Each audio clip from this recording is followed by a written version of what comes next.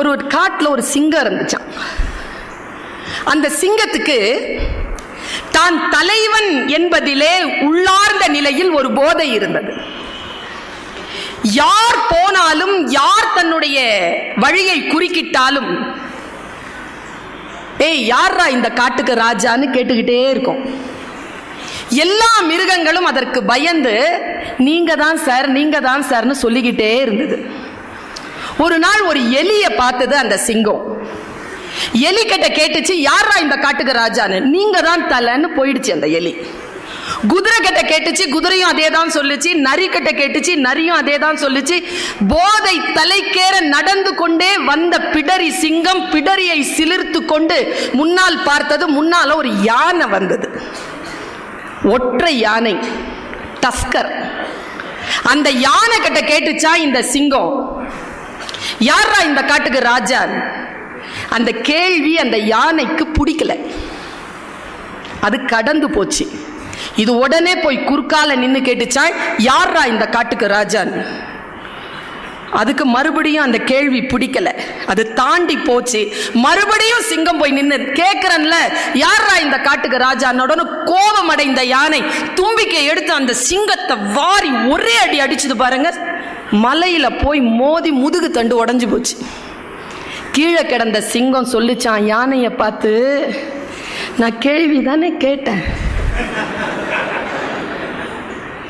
யானை சொல்லிச்சான், நானும் பதிலத்தான் சொன்னேன். பல நேரங்களில் தலைமைத்துவம் என்பது ரொம்ப பவர்ஃபுல்ங்க.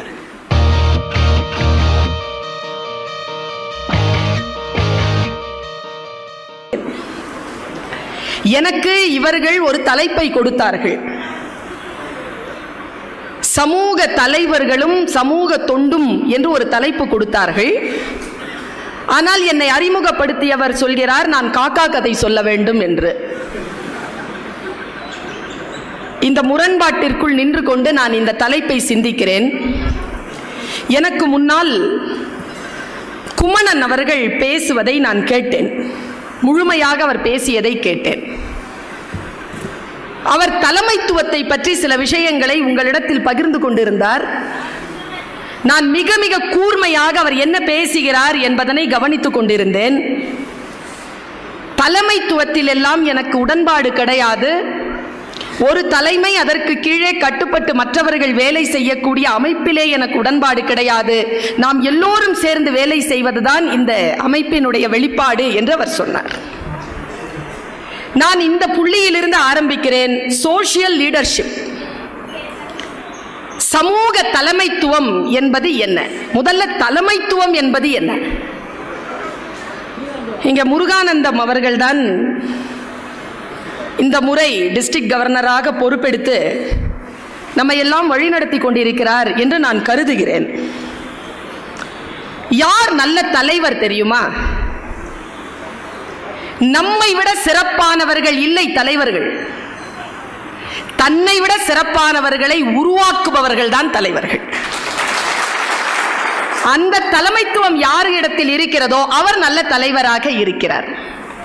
நான் எப்பொழுதோ வாசித்தேன், ரொம்ப ஆழமான வார்த்தை. நம் வாழ்க்கையை மாற்றுகின்ற சொல் யாருடைய உதடுகளில் ஒளிந்து கொண்டிருக்கிறது என்று நமக்கு தெரியாது. நான் பேசக்கூடிய இந்த 30-35 நிமிடங்களில் பேசப்படும் எல்லா சொற்களும் உங்களுக்கு புரிந்துவிட வேண்டும், உங்கள் மனதை தொட்டுவிட வேண்டும் என்கின்ற பேராசை எனக்கு கிடையாது. ஆனால் ஏதோ ஒரு சொல் பட்டுவிட வேண்டும், உங்களை தொட்டுவிட வேண்டும் என்கின்ற இறைவேட்கை எனக்கு உண்டு. அந்த ஒரு சொல்லாக இந்த சொல் கூட இருக்கலாம். என் ஒரு சொல்லை கூட தவறவிடாமல் கவனமாக வாங்கி வைத்துக் கொள்ளுங்கள். நான் எங்கோ படித்தது, நல்ல தலைமை இல்லாத சமுதாயம் தன்னைத்தானே தின்றுவிடும். நமக்கு ஒரு நல்ல தலைமை தேவைப்படுகிறது. தலைவன் என்பவன் யார்? அவன் பணக்காரனா? அவன் அதிகாரத்தில் இருக்கக்கூடியவனா என்றால் கிடையாது. தலைமைத்துவம் என்பது ஒரு பண்பு. அந்த பண்பு இருக்கக்கூடியவர்கள் நம் வாழ்க்கையில் குறுக்கிட்டால் நம்முடைய வாழ்க்கையின் தடம் மாறுகிறது.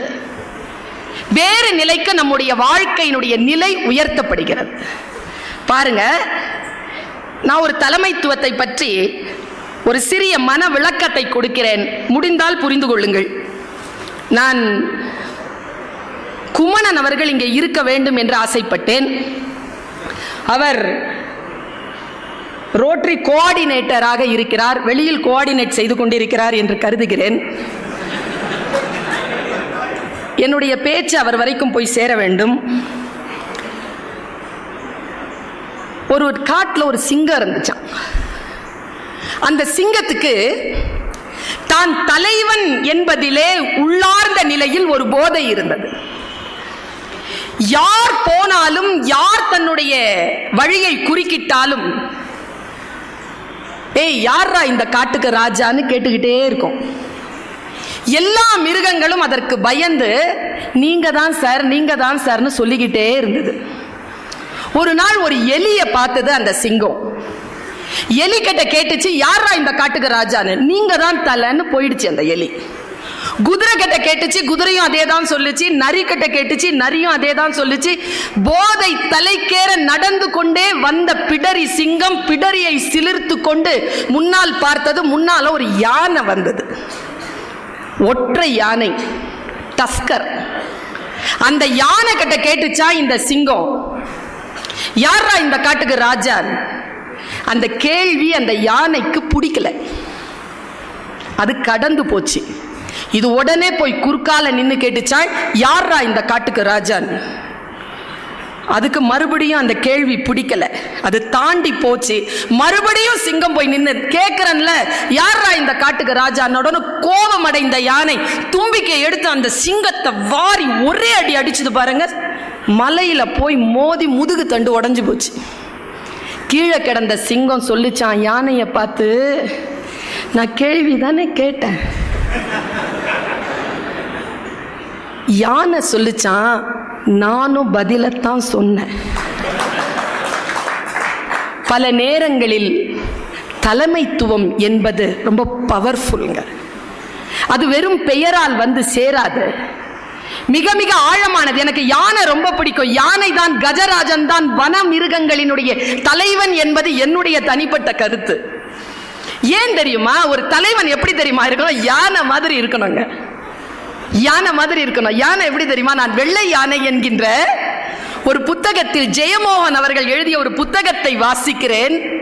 அதிலே ஒரு கருத்து பகிர்ந்து கொள்ள வேண்டும் என்று தோன்றுகிறது.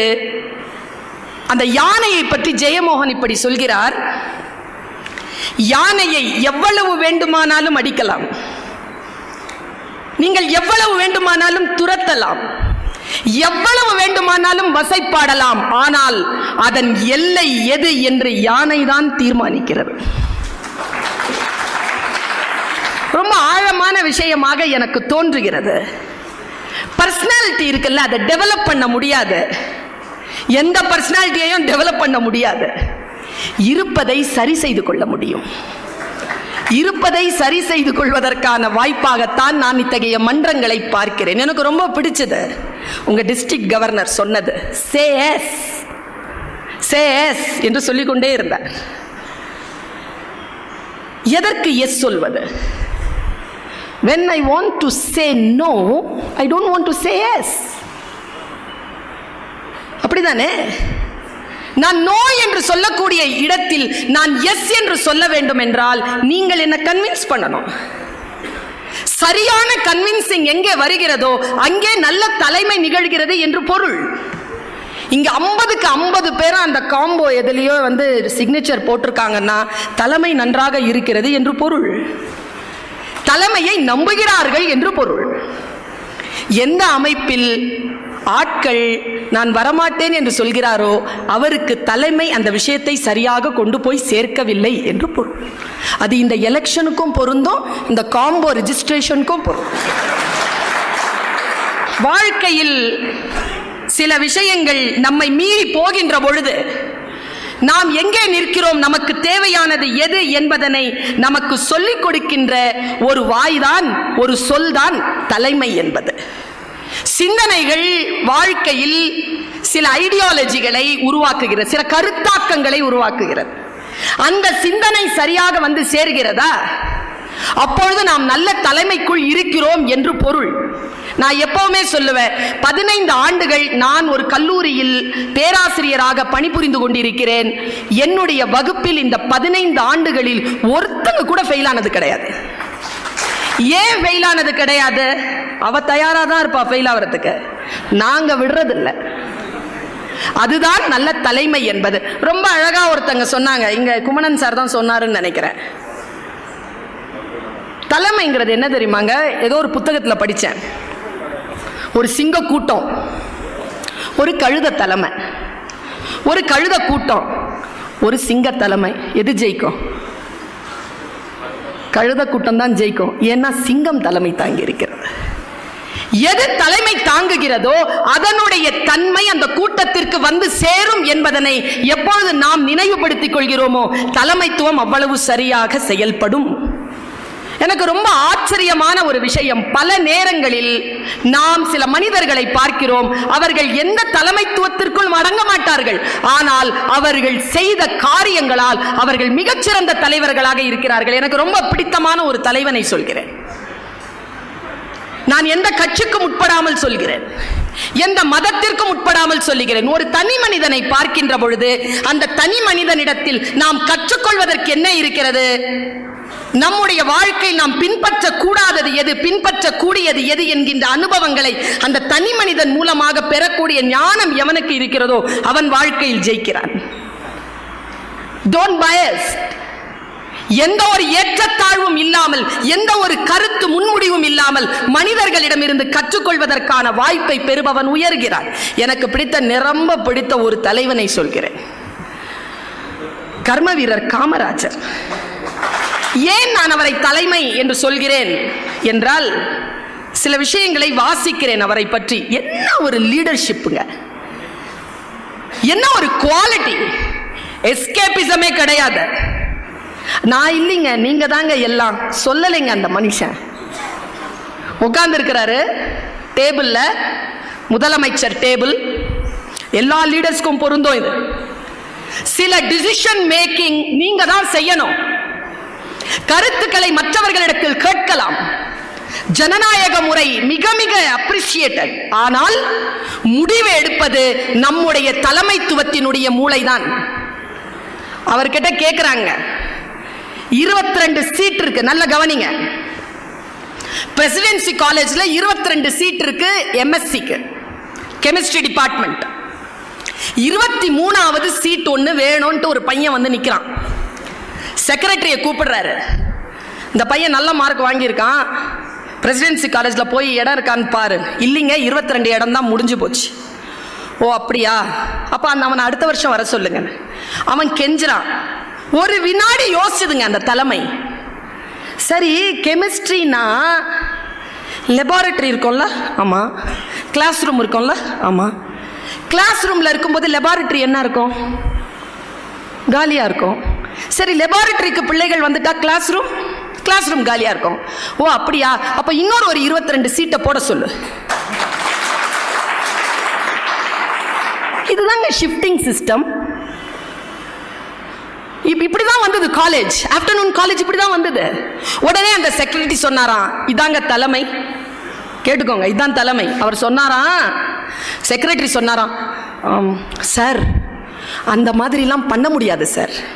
ஏன்? ஜீவோ இல்லை சார். காமராஜர் சொன்ன பதில் என்ன தெரியுமா? நான் சொல்றது தான் ஜீவோங்கிறேன். ஏன்னா அவர் தானே அந்த சீட்ல உட்கார்ந்து இருக்கிறாரு, அவர் சொல்றது தானே ஜீவோ. அங்க உட்கார்ந்து என்ன பேசுறீங்களோ அந்த நேரத்தில் அந்த இடத்தில் அது பேசிவிட வேண்டும், அது செய்துவிட வேண்டும். அதுதான் லீடர்ஷிப். எந்த வாய்ப்பு உங்களுக்கு வருகின்ற பொழுது மிக மிக தெளிவாக அதை செய்யக்கூடியவன் மிக சிறப்பான தலைவனாக இருக்கிறான். நான் இன்னைக்கு ஒன்று சொல்றேன், நீங்க எழுதி வச்சுக்கோங்க. 1000 முதலமைச்சர்கள் வரலாம், வந்தவங்களே கூட திரும்ப வரலாம், எப்படி வேணாலும் வரலாம். ஆனால் எந்த புதிய திட்டமும் போட்டுவிட முடியாது. ஏற்கனவே காமராஜர் அவர்கள் போட்ட திட்டங்களை மட்டும்தான் இவர்கள் நிறைவேற்ற முடியுமே தவிர எந்த புதிய திட்டங்களையும் போட்டுவிட முடியாது என்கின்ற அளவிற்கு தன்னுடைய ஆட்சியை அமைத்து விட்டு போனவர் கர்ம வீரர் காமராஜர். ஆட்சினா அப்படி இருக்கணுங்க, லீடர்ஷிப்னா அப்படி இருக்கணும். லீடர்ஷிப் அப்படிங்கிறது என்ன? நாம் ஒரு வேலையை செய்கிறோமா, அந்த வேலையை செய்கின்ற பொழுது சூழலை மிக நுட்பமாக கவனித்து அந்த வேலையால் சூழல் ஒரு படி மேலே உயரும் என்று சொன்னால் அவன் அங்கே லீடராக பயன்படுகிறான். இதாங்க ரொம்ப ரொம்ப முக்கியம். நம்முடைய வாழ்க்கையில் நாம் செய்யக்கூடிய காரியங்கள் பல நேரங்களில் நம்முடைய சூழலை பின்னோக்கி நகர்த்துகின்றனவே தவிர அதை அடுத்த லெவலுக்கு அப்படி எடுத்துட்டு போறதற்கான ஒரு சின்ன ஆட்டிடியூட் ஒருத்தங்கிட்ட இருந்தா அவன் லீடர். அவங்கிட்ட எந்த காரியங்களும் எந்த அதிகாரமும் இருக்க வேண்டிய அவசியமே கிடையாது. அமைதியாக இருப்பான். எனக்கு ரொம்ப பிடிக்குங்க ஒரு லீடரை. நான் சொன்னேன், நீங்க உடனே அவனை அடையாளம் கண்டுபிடிப்பீங்க. ஆனா நீங்க அடையாளம் கண்டுபிடிக்கிறது வேற, நான் சொல்ற பேர் வேற. நெப்போலியன்.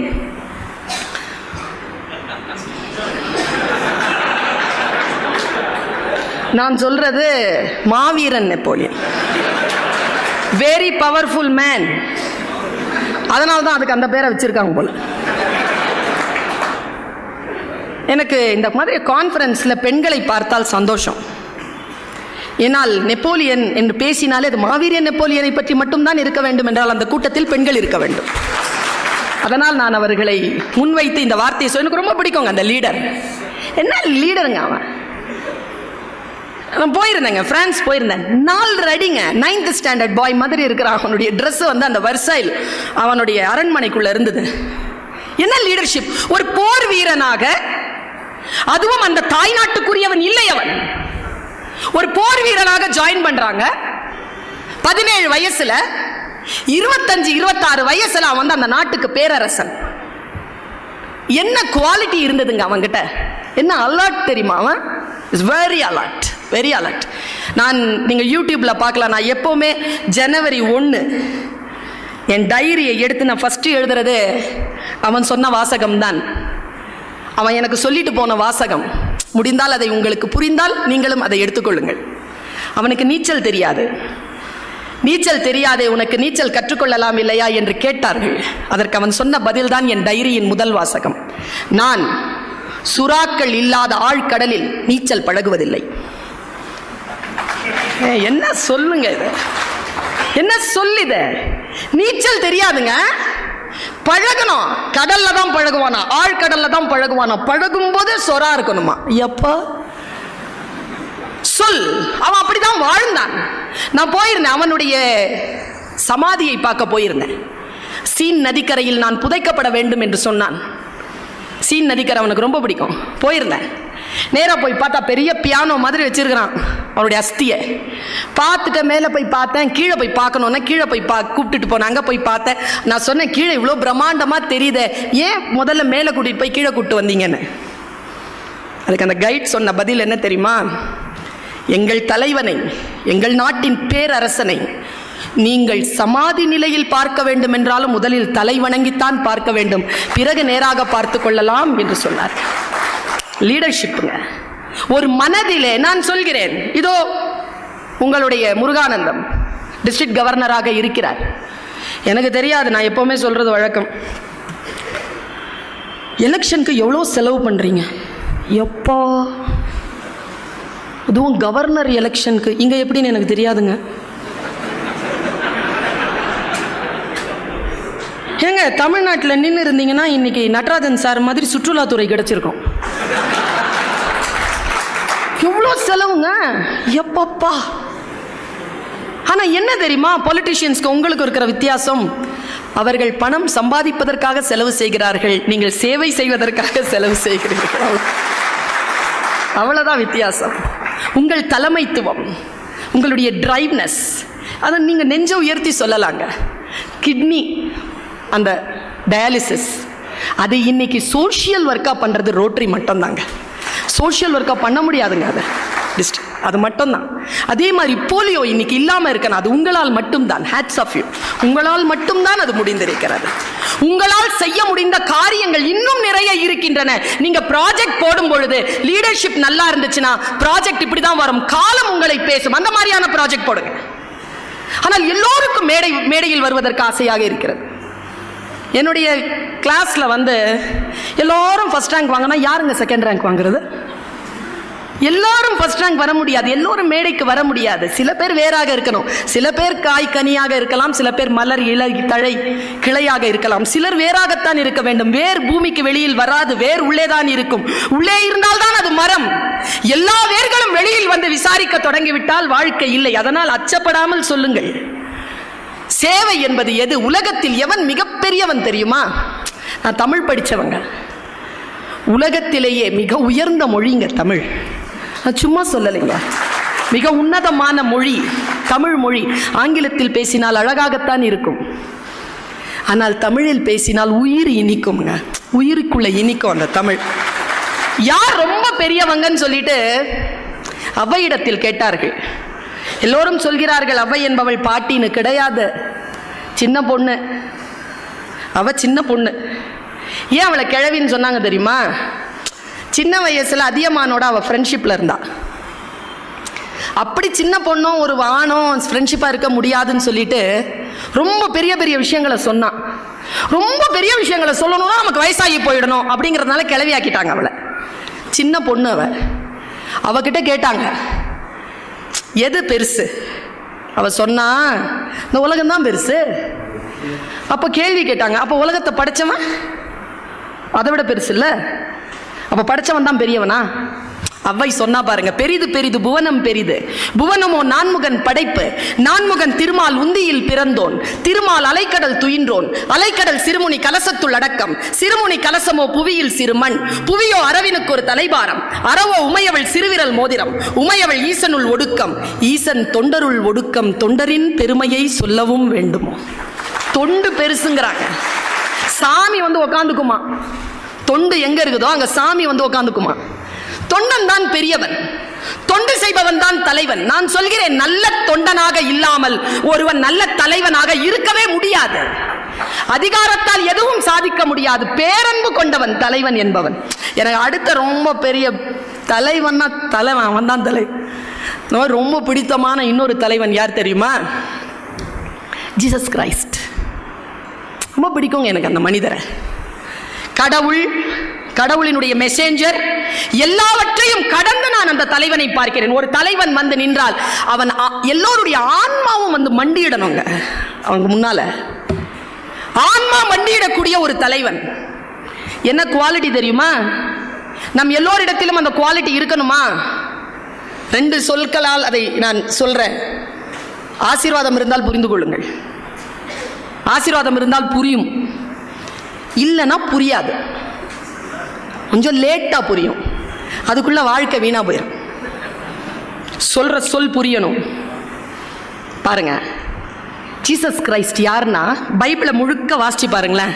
என்ன குவாலிட்டி தெரியுமா லீடர்ஷிப்க்கு? நல்லா ஞாபகம் வச்சுக்கோங்க. லீடருங்கிறவன் எல்லாரையும் பின்னால விட்டுட்டு முன்னால நடக்கிறானே, அவன் மட்டும் லீடர் இல்லை. எல்லாரையும் முன்னால விட்டுட்டு சரியா போறாங்களான்னு பின்னால நீங்க பாக்குறான் பாருங்க, அவனும் தலைவன் தான். Good shepherd, good shepherd is a good leader. Good leader. நான் தான் முன்னால வர வேண்டும் என்று நினைப்பவன் லீடர் கிடையாது. என் சுவடுகளை பின்பற்றி என்று சொல்லுபவன் இல்லை லீடர். அவர்கள் ஸ்டெப் சரியாக போகிறதா என்று பார்த்து பார்த்து அவர்களை வழிபடுத்துகின்றவன் லீடர். என்ன தெரியுமா குவாலிட்டி? ஜீசஸ் கிரைஸ்டனுடைய குவாலிட்டி என்ன தெரியுமா? நீங்க மதம், சர்ச்சு, வழிபாடு, பைபிள் எல்லாத்தையும் மறந்துருங்க. ரீசரெக்ஷன் அது எல்லாத்தையும் மறந்து உங்க மனசுக்குள்ள ஆழமா போக வேண்டிய ஒரு குவாலிட்டி உங்ககிட்ட இருந்தா, உங்ககிட்ட அது வந்துருச்சுன்னு அர்த்தம். வராது, கஷ்டம். இன்னிலேருந்து ட்ரை பண்ணுங்க, இந்த வினாடியிலேருந்து ட்ரை பண்ணுங்க. He is the leader. Why? He is having the quality of the mankind. What is the quality? He is a man of no mood. மூடு அப்படிங்கறத ஒண்ணு கிடையாதாங்க அவருக்கு. எதுவுமே அவருடைய மூடை நீங்க கெடுக்கவும் முடியாது, மாற்றவும் முடியாதான். நம்மளை எவ்வளவு சீக்கிரமா மாற்ற முடியும் தெரியுமா? ஒருத்தன் நாயோட வாக்கிங் போயிட்டே இருந்தான். முன்னால வந்தவன் கேட்டான், என்ன நாயோட வாக்கிங்கா? எப்படி தெரியுது? ஏன் சார் நீங்க டென்ஷன் ஆகுறீங்க? நான் உங்ககிட்ட கேட்கலையே, நாய் கிட்ட கேட்டேன்.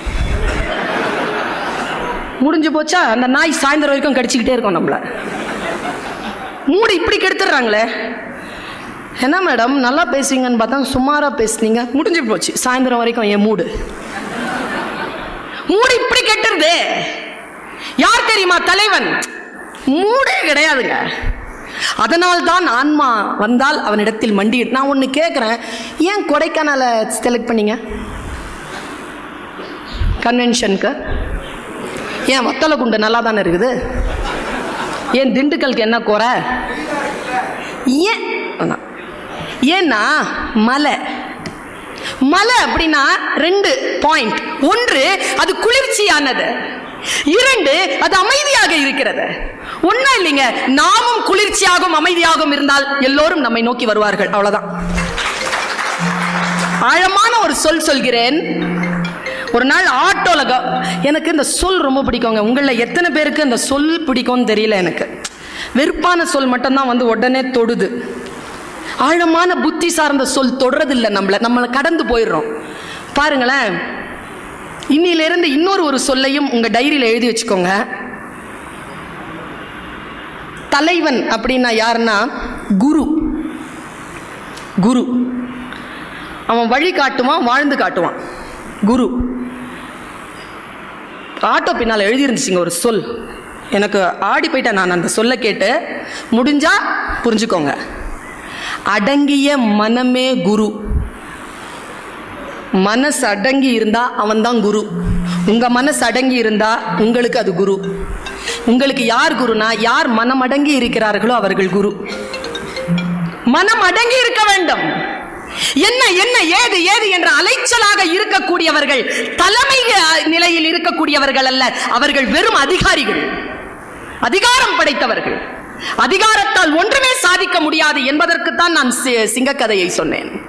அன்பினால் தான் சாதிக்க முடியும். யார் நல்ல தலைவன் என்றால் யாரிடத்தில் அன்பு பெருக்கெடுக்கிறதோ அவன் தலைவன். நான் இன்னைக்கு காலையில் சன் டிவியில் பேசினேன். நீங்க எல்லோரும் நேற்று மிக தாமதமாக தூங்கி இருப்பீர்கள். அதனால் காலையில் அதை நீங்கள் பார்த்திருக்க வாய்ப்பில்லை. ஒரு விஷயம் சொன்னேன், அதில் எனக்கு ரொம்ப பிடிக்குங்க. பறக்கிறது பிடிக்கும், அப்படி பிரம்மாண்டமாக இருக்கிறது பிடிக்கும், விஸ்வரூபம் பிடிக்கும், எப்பவுமே பிடிக்கும். எங்கள் அப்பா சொன்னார் அந்த விஷயத்தை. நீ உன்னை நீயே எவ்வளவு விஸ்வரூபம் எடுத்து நில் என்றால் உன் விதியை படைக்கின்ற இறைவன் கூட உன்னிடத்தில் வந்து கேட்க வேண்டும், சொல்பத்தனே உன் விதியை நான் எப்படி எழுத? அப்படி நிற்கணுமா? அப்பா சொல்லி கொடுத்தார் எனக்கு. அது ஒரு உருது கவிதை இருக்கிறது, அதை நான் பல மேடைகளில் சொல்லி இருக்கிறேன். खुदी को कर बुलंद इतना हर तकदीर से पहले खुदा अपने बंदे से खुद पूछे बता तेरी रजा क्या है. இது அப்பா சொன்னது. ஒரு நுட்பமான ஒரு விஷயத்தை சொல்கிறேன். ஒரு தலைவனை எப்படி அடையாளம் காண்பது என்று சொல்கிறேன். யார் தலைவன்? வாய்ப்பு கிடைப்பதனால் அதிகார நாற்காலியில் உட்கார்ந்து இருக்கின்றவர்கள் அதிகாரிகள். யார் தலைவன் தெரியுமா? விஸ்வரூபம் எடுக்கின்றவன் தலைவன். கோயம்புத்தூர் எழுத்துலக சிம்மம் ஜெயகாந்தன் ஒரு முறை பேச வர்றார். நான் அந்த மீட்டிங்கில் இல்லை, யூடியூப்ல தான் கேட்டேன். நீங்களும் யூடியூப்ல கோயம்புத்தூர் பாரதி விழா ஜெயகாந்தன் போட்டால் இந்த பேச்சு வரும். கொஞ்சம் கேளுங்க அந்த பேச்சை. என்ன பேச்சுங்க! மனசு அறுத்து அறுத்து உள்ள போய்கிட்டே இருக்குங்க. புத்தியின் தளத்தில் ஏறிக்கொண்டே இருக்கிறது பேச்சு. ஒரு நோட்ஸ் இல்லாம பேசுறான் மனுஷன். அந்த மனிதரை அறிமுகம் செய்த பொழுது அந்த எம்சி ஒரு வார்த்தை சொன்னாருங்க. நான் உங்களுக்கு மறுபடியும் பிரார்த்தித்து, இறைவனை பிரார்த்தித்து இந்த சொல்லை சொல்கிறேன். உங்கள் மனசுக்குள்ள அது போயிடணும். இந்த பிரார்த்தனையோடு சொல்றேன். எம்சி சொன்னார், இப்பொழுது ஜெயகாந்தன் மேடையில் பேச வருவார், பாரதியை பற்றி பேசுவார், தன் விஸ்வரூபத்தை காட்டுவார் அப்படின்னார் எம்சி. மேல ஏறிச்சிங்க, நின்னாரு. நண்பர் சொன்னார், ஆழமா கவனிங்க, புரிந்தவர்கள் அலர்ட் ஆயிருவீங்க. நண்பர் சொன்னார், நான் பாரதியை பற்றி பேசுவேன், விஸ்வரூபம் காட்டுவேன் என்று. விஸ்வரூபம் என்பது நான் காட்டுவதல்ல, நீங்கள் காண்பது என்று சொன்னார். விஸ்வரூபத்தை காட்ட முடியாதுங்க. நீங்க 1000 வந்து இங்க சத்தம் போடுங்க, 1000 பவர் பாயிண்ட் பிரசன்டேஷன் கொடுங்க, ஏற்கனவே அது இருக்குது, அதுதானே கொண்டு வந்து போடுறீங்க. புதுசா என்ன சொல்ற? உனக்குள் ஒரு விஸ்வரூபம் இருக்கிறது, அது என் பார்வைக்கு மட்டும் தெரிகிறதா? I will be your follower. ஏங்க கீதை சொன்னான் கிருஷ்ணன். கிருஷ்ணன் தானே விஸ்வரூபம் எடுத்து சொன்னான். நம்ம படத்துல பார்க்கல, கர்ணன் படத்துல. இந்திய தொலைக்காட்சிகளிலேயே முதல் முறையாக வந்துச்சு. இப்போ பார்க்கல நாம. அப்படி எடுத்து விஸ்வரூபத்தை காட்டினாரே. உங்களுக்கு ஒன்று தெரியுமா? அப்படி விஸ்வரூபம் எடுத்து ஒருவேளை கிருஷ்ணன் கீதை சொல்லி இருந்தால் குருக்ஷேத்திரம் நடந்திருக்காது. எல்லாரும் கேட்டிருப்பாங்கல்ல. அவன் சொன்னது அர்ஜுனனுக்கு மட்டும்தான். அந்த வார்த்தைகள் சொல்ல சொல்ல சொல்ல 5 அடி 5.5 அடி உயரம் உள்ள கிருஷ்ணன் அவனுக்கு 50,000 அடி போல் தெரிந்தான். அது தெரிந்தது ஸ்தூலம் அல்ல, அவன் சொன்ன வார்த்தையின் சத்தியத்தால் அவன் விஸ்வரூபம் எடுத்தான். விஸ்வரூபம் என்பது வார்த்தையின் சத்தியத்தால் வருவது, செயல்பாடுகளின் சத்தியத்தால் வருவது. அது அதிகாரத்தாலும் ஆடம்பரத்தாலும் நான் இவ்வளவு செய்கிறேன் பார் என்று அடுத்தவர்களுக்கு காட்டுவதாலும் வருவதல்ல. அப்படி காட்டாமல் அடங்கி இருக்கும் மனதோடு நம்மை வழிபடுத்தக்கூடிய குரு யார் என்று பாருங்கள். அந்த தலைமை உங்களுக்கு கிடைத்தால் நீங்கள் பாக்கியவான்கள். எனக்கு கொடுக்கப்பட்ட நேரம் நெருங்கி கொண்டிருக்கிறது. இன்னும் ஒரு 5 நிமிடம் உண்டு. 5 நிமிடத்தில் நான் என் கடமையை முடிக்கிறேன். என்ன காரணம்னா, நான் ஆல் இண்டியா ரேடியோவில் வேலை செஞ்சவர் 11 வருஷம். ஆல் இண்டியா ரேடியோ சென்னை வானொலி நிலையம் அப்படின்னு ஆரம்பித்தோம்னா, இத்துடன் இந்த ஒளிபரப்பு முடிவடைகிறது, வணக்கம் அப்படின்னு முடிக்கணும். கரெக்டாக முடிக்கணும். 1 செகண்ட் கூட தாண்டக்கூடாது. 1 செகண்ட் கூட தாண்டாது. ஆளை கடத்துறவனை கூட மன்னிச்சிடலாம், நேரத்தை கடத்துறவனை மன்னிக்க முடியும்.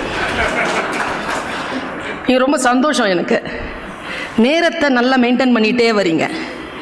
காலம் பொன் போன்றதல்ல. பொன்னை இழந்தால் சம்பாதித்துக் கொள்ளலாம். காலம் உயிர் போன்றது, இழந்தால் சம்பாதிக்க முடியாது. வேதத்தில் இறைவன் சொல்லுகிறான், நான் காலமாக இருக்கிறேன், என்னை யாரும் குறை சொல்லாதீர்கள். ஆக காலத்தின் அருமை தெரிந்து நான் ஒரு விஷயத்தை சொல்கிறேன். மலை மேலே ஏறி வந்துட்டு இருந்தேன். நீங்களும் பார்த்திருப்பீர்கள். எத்தனை பேர் குரங்குக்கு பொறி போட்டீங்க? எத்தனை பேர் உங்கள் கையில் இருக்கிற பழத்தை குரங்கு கொடுத்தீங்க? நிறைய பேர் கொடுத்துருப்பீங்க. ஏன்னா அன்பு. ஒருத்தர் சொன்னாருங்க, மலை ஏறுகின்ற பொழுது, சுற்றுலா இடங்களுக்கு போகின்ற பொழுது குரங்குகளுக்கு எதையும் கொடுக்காதீர்கள். ஏன் என்றால், குரங்குகளின் இயற்கை இயல்பு மாறி போகிறது. அவை மரம் ஏறுவதோ தானாக உழைத்து பழம் பறித்து சாப்பிடுவதோ தெரியாமல் மனிதர்களைப் போல சுற்றுலாக்களின் முன்னால் அவர்கள் கையேந்தி பிச்சை எடுக்கிறார்கள். பார்த்திருக்கிறீர்களா? நாம் அன்பு என்கின்ற பெயரிலே செய்யக்கூடியது எல்லாம் பல நேரங்களில் அநியாயமாக இருக்கிறது. இதை ஒரு தலைவன் சொல்லி தர வேண்டாமா? யாரோ சொல்லி தந்தா தானே தெரியுது. ரொம்ப பசியோட ஒருத்தன் வந்தான். ஒரு ஆள் வேர்க்கடலை சாப்பிட்டே இருந்தாரு. மயங்கி விழற மாதிரி இருந்தான். கைப்பிடிச்சு உட்கார வச்சாரு. பசியான்னு கேட்டார். ஆமா, நான் ஒரு பிடி கடலை கொடுத்தார். கடலை சாப்பிட்டு அவரை பார்த்தான். ரொம்ப நன்றி, கொஞ்சம் தண்ணி கிடைக்குமா என்றான். தண்ணீர் அதோ பைப்பில் வருது, போய் குடிச்சுக்கோன்னார் அவர். தண்ணீரையும் எடுத்து கொடுக்காம முட்டாள். பசிக்கு சோறிடுதல் புண்ணியம், அவனை சோம்பேறி ஆக்காமல் பார்த்து கொள்ளுதல் டபுள் புண்ணியம். ரொம்ப உறுதியா இருக்கணும் நாம இந்த விஷயங்கள்ல. பல நேரங்கள்ல நமக்கு தெரிய மாட்டேங்குதுங்க. அன்பு என்கின்ற பெயரினால் இதுதான் சேவை என்கின்ற. நான் சொல்லுகிறேன், ஒவ்வொரு சமூகமும் தன் கடமையை சரியாக செய்கின்ற பொழுது சேவைக்கு வேலையே இருக்காதுங்க. கடமை தவறுகின்ற சமூகத்திற்கு தானே சேவை தேவைப்படுகிறது. யோசித்து பார்த்தால் ஒரு பேருண்மை தெரிகிறது. கடமையை செய்தல், கடமையை செய்தல் என்பது என்ன? நான் இந்த ஒரு செய்தியோடு நிறைவு செய்கிறேன். எது தொண்டு? மிகப்பெரிய சமூக தொண்டு தெரியும். என்ன தெரியுமா? ஒருத்தன் யோகா பண்ணிட்டே இருந்தானா, அவன் நேரம் அந்த குரு கிட்ட கேட்டான், சுவாமிஜி நான் யோகா செஞ்சா சந்தோஷமா இருப்பேனா? சுவாமிஜி சொன்னார், நீ கரெக்டாக யோகா பண்றன்னா உன்னை சுற்றி இருக்கிறவங்க சந்தோஷமா இருப்பாங்க. இவ்வளவுதான். யோகம் என்பது வேறு ஒன்றும் இல்லை, கடமையை செய்வது. தியானம் என்பது வேறு ஒன்றும் இல்லை, கவனத்தை சிதறடிக்காமல் அந்த வேலையில் முழுமையாக இருப்பது. இப்போ கூட நான் பேசிட்டு இருக்கிறேன், நான் பேசுறதை கேட்காம நிறைய பேர் வீடியோ பிடிச்சிட்டு இருக்காங்க, யாருக்காவது போட்டு காட்டுறதுக்கு. பேச்சை முழுமையாக கேட்டல். அந்த வினாடியில வேதாத்திரி மகரிஷி சொல்கிறார், தியானம் என்பது நீ சமைக்கின்ற பொழுது உப்பை போடுகிறாயா, உப்பை போடுகின்ற பொழுது இருக்கும் உன் மனநிலைக்கு பெயர் தான் தியானம். இதை விட என்னங்க விளக்கம்? புரிந்தவர்கள் பாக்கியசாலிகள். அந்த வினாடியில கவனம் சிதறினால் உணவு கெட்டு போகும், அளவு மாறி போகும். அந்த அந்த கடமையை செய்தல். நான் ஒரு செய்தியோடு நிறைவு செய்கிறேன். சமீபத்தில் சில விஷயங்கள் படித்தேன். எது ரொம்ப ஆழமா இருக்குமோ, மனசுல எது ரொம்ப ஆத்மாவை தாக்குமோ அதை நான் சொல்வது வழக்கம். பர்வீன் சுல்தானா பேசுறேன்னா, கேமரா ஒன்று இருக்குல்ல மைண்ட்ல, அதை ஆன் பண்ணுங்க. பல நேரங்களில் நம்ம அந்த கேமராவை ஆஃப் பண்ணி வச்சிருக்கோம். அதான் வாழ்க்கையில் முன்னேறாமல் இருக்கிறோம். எவனோ ஒருத்தன் கற்பனையில் காட்டியதை மட்டும் நாம் பார்த்து கொண்டிருக்கிறோம். நம் கற்பனைக்கு இடமில்லாமல் போய்விட்டது. கற்பனைக்கு இடமில்லாமல் போகின்ற சமூகம், அவங்க சொன்ன மாதிரி குட்டை நீர் தான். கற்பனை வளர வேண்டும். Imagination is more then knowledge. Einstein சொன்னது. கற்பனை உங்கள் மைண்டில் ஒன்று இருக்குது, ஆன் பண்ணுங்க, கேமரா ஆன் பண்ணுங்க. இப்போ நான் தெரியக்கூடாது, உங்கள் கேமரா தான் ஆனில் இருக்கணும். 2 நிமிஷம். ஒரு பொட்டல் காடு, ஓரத்தில் ஒரு மரம், அதை தாண்டி ஒரு காடு. பொட்டல் நிலம், ஒற்றை மரம், அதை தாண்டி காடு. ஒரு மான் ஓடிக்கொண்டிருக்கிறது. தட்டு தடுமாறி ஓடுகிறது மான், பதட்டத்தோடு ஓடுகிறது மான், அப்பப்ப திரும்பி திரும்பி பார்த்து கொண்டு ஓடுகிறது மான். கேமராவை கொஞ்சம் திருப்புறோம், எதை பார்க்குதுன்னு. அங்கே ஒரு வேடன் அம்பை குறிவைத்துக் கொண்டிருக்கிறான். அந்த மானை குறிவைத்துக் கொண்டிருக்கிறான் ஒரு வேடன். அதிலே அகப்பட்டு விடக் கூடாது என்று பதறி பதறி ஓடுகின்ற மான் அந்த ஒற்றை மர நிழலில் கொஞ்சம் ஆசுவாசப்படுவதற்காக நிற்கிறது. அதன் கால்கள் விதிர் விதிர்த்து கொண்டிருக்கின்றன. இதோ கொஞ்ச நேரத்தில் காற்றுக்குள் நுழைந்து விட்டால் வேடனிடம் இருந்து தப்பித்து விடலாம் என்று காட்டை பார்க்கிறது. காடு தீப்பிடித்து எரிகிறது. என்ன செய்வது என்ற பயத்தோடு திரும்பி பார்க்கிறது. அப்பொழுது காட்டிலிருந்து புறப்பட்டு வந்த ஒரு புலி மானை பார்த்து கொண்டு நிற்கிறது. என்ன செய்வது என்று தெரியாமல் இந்த பக்கம் போகலாம் என்று இடது பக்கம் திரும்பினால் எந்த மிருகத்திற்கும் பிடிக்காத வானத்திலிருந்து பேர் இடி கேட்கிறது. அந்த வினாடியில் அது காலெல்லாம் நடுங்க யோசிக்கிறது. அதனால் அடுத்த அடி எடுத்து வைக்க முடியவில்லை. காரணம், அது பிரசவ வலியில் இருக்கிறது. இவ்வளவு சூழல்.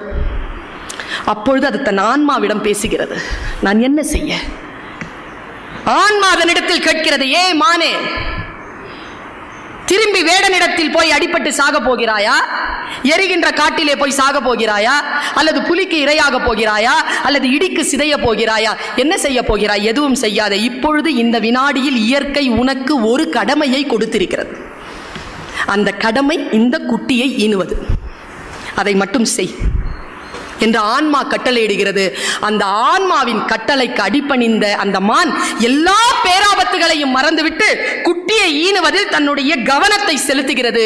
குட்டி ஈனக்கூடிய அந்த சூழலை வேடன் பார்க்கிறான். குட்டி இதோ பிறந்துவிட போகிறது என்கின்ற நிலையில் வேடன் கொஞ்சம் அந்த பக்கம் திரும்பி பார்க்கிறான். அங்கே ஒரு புலி நிற்கிறது.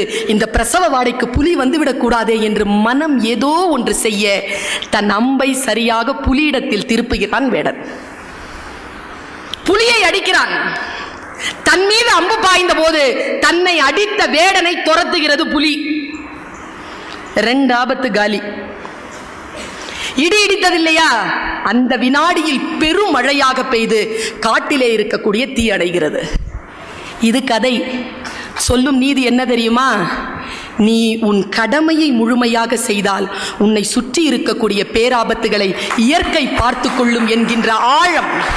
நம் மனம்தான் நமக்கு குரு, நம் மனம்தான் நமக்கு தலைமை. இந்த தலைமை சரியாக இருந்தால் சுற்றுச்சூழலும் சமூக தொண்டும் மிக சீரிய அளவில் இருக்கும்.